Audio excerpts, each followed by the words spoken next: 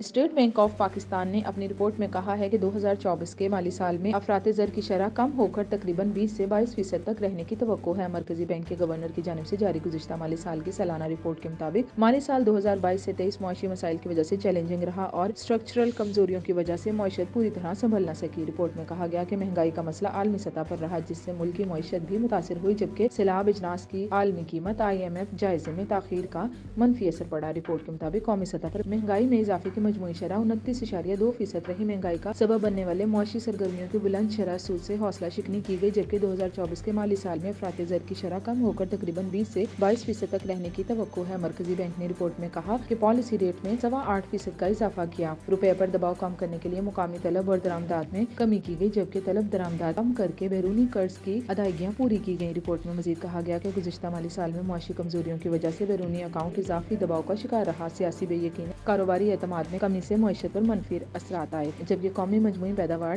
نظر ثانی ہدف سے بھی 2% کم رہی۔ اسٹیٹ بینک نے مزید کہا کہ مالی سال میں اہداف سے کم آمدنی رہی، بجٹ خسارے کا سامنا رہا اور سبسڈیز میں کمی بھی بجٹ اہداف سے کم کی گئی۔